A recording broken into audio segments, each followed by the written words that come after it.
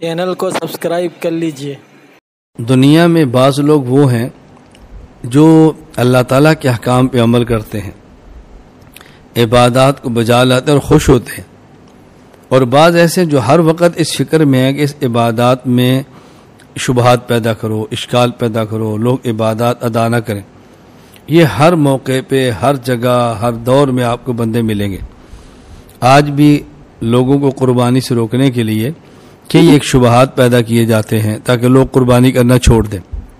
مثلا ایک آج کے دور میں شبہ کیا ہے کہ جی جانور کو ذبح کر کے کھانا یہ ظلم ہے، جانور کو ذبح کر کے کھانا یہ ظلم ہے۔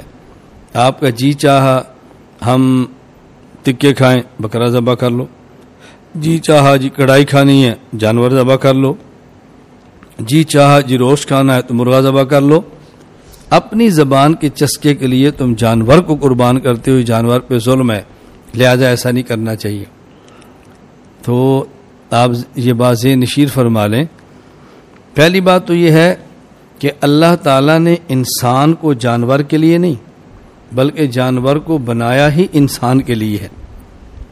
هو الذی خلق لکم ما فی الارض جمیعا، سورۃ البقرہ آیت نمبر 29، کہ دنیا میں جتنی چیزیں ہم نے بنائی ہی تمہارے لیے، جب بنی ہی انسان کے لیے ہے تو اس میں اشکال کی بات کیا ہے؟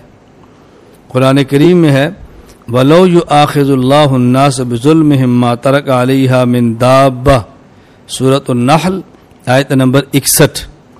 دوسرے مقام پہ ہے وَلَوْ يُؤَاخِذُ اللَّهُ النَّاسَ بِمَا كَسَبُوا مَا تَرَكَ عَلَى ظَهْرِهَا مِن دَابَّةٍ، سورۃ الفاطر آیت نمبر 45۔ ان دو آیتوں کا خلاصہ کیا ہے؟ اگر اللہ تعالی انسان کو اس کے گناہوں کی وجہ سے ہلاک فرمانے کا فیصلہ فرما لیں تو زمین پر کسی جانور کو بھی نہ چھوڑیں۔ بھائی گناہ انسان نے کیا ہے تو جانور کو ختم کیا جا رہا ہے؟ اس کا بڑا آسان تھا جواب یہ ہے کہ جانور تھا ہی انسان کے لیے، جب انسان کو زمین پہ نہیں رکھنا تو جانور کو کیوں رکھیں گے؟ فائدہ کیا ہے اس کی؟ ضرورت ہی نہیں ہے، یہ تو تھا ہی انسان کے لیے۔ تو میں نے یہ 3 آیات پیش کی بتانے کے لیے کہ انسان جانور کے لیے نہیں ہے بلکہ جانور انسان کے لیے ہے، اس لیے جانور کے لیے انسان کی خاطر جانور کو ذبح کرنا یہ نجائز نہیں ہے، یہ ظلم نہیں ہے، بلکہ یہ بالکل فطرت کے مطابق ہے۔ تو اس پر انسان کو قطعاً نہ اشکال کرنا چاہیے اور نہ اشکال سن کر